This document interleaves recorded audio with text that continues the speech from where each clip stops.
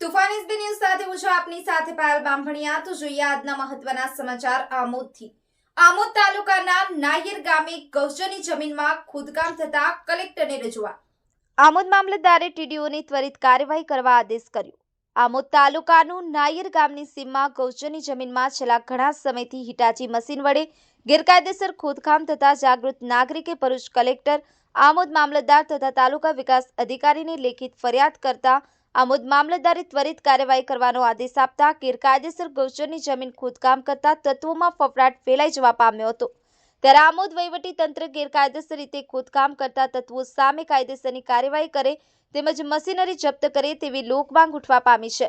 નાયર ગામે આવેલી survey number 175, 308 તથા 319ની જમીનમાં ગેરકાયદેસર ખોદકામ થતું હોય નાયર ગામના સંયુક્ત લોકોની અરજીને આધારે આમોદ મામલતદારે તાલુકા વિકાસ અધિકારી આમોદને ત્વરિત કાર્યવાહી કરી ઘટતી કાર્યવાહી કરવા જણાવ્યું હતું, જેથી ગેરકાયદેસરના ગૌચરની જમીનમાં ખોદકામ કરતા તત્વોમાં ફફડાટ વ્યાપી ગયો હતો।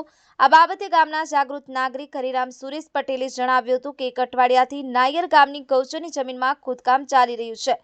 ગામની ગૌચરની જમીનમાં ખોદકામ થતું હોવા છતાં કોઈ અટકાવવા તૈયાર નથી, કોઈ જવાબદાર પદાધિકારી સંતોષકારક જવાબ આપતા નથી, જેથી અમોએ જિલ્લા કલેક્ટર, આમોદ મામલતદાર તેમજ તાલુકા વિકાસ અધિકારીને લેખિત ફરિયાદ કરી છે। ત્યારે અધિકારીઓ તરફથી અમોને ત્વરિત કાર્યવાહી કરવાની તૈયારી બતાવી છે। Maqsood Patel, Toofan SB news, Amod. મારું નામ હરિરામ સુરેશભાઈ પટેલ, ગામ નાહિયર, તાલુકો આમોદ, જિલ્લો ભરૂચ। અમારા ગામમાં ગૌચરની જમીનની અંદર ગેરકાયદેસર ખોદકામ 1 અઠવાડિયા ઉપર થઈ ગયું, ખોદકામ ચાલે છે। અમે સરપંચશ્રીને જાણ કરી, તલાટી સાહેબ જોડે વાત કરી, તલાટી એવું કહે છે મને કોઈ જાણ નથી, કોઈ ઠરાવ નથી, સરપંચ જાણે, સરપંચને જાણ કરી એવું કહે છે કે ધારાસભ્ય જાણે, ધારાસભ્ય કે તમારી ગામની મેટર છે તો અમે સરપંચ ફોડી લો। મતલબ કે 3 સરકારી સાથે અધિકારીઓ સાથે જોડાયેલા કોઈ ખોદકામ ગૌચરની જમીનની અંદર ખોદવા જે મશીન સાથે એને અટકાવવા કોઈ અધિકારી રાજી નથી। ના છૂટકે અમારે આજે કલેક્ટર સાહેબ, મામલતદાર સાહેબ અને ટીડીઓ સાહેબને આજે અરજી આપવાની ફરજ પડી, એટલે અમે આજે અરજી આપી છે અને અધિકારીઓ દ્વારા અમને જાણ કરવામાં આવ્યું છે કે અમે એક્શન લઈશું, તાત્કાલિક એક્શન લઈશું અને આશ્વાસન આપવામાં આવ્યું છે।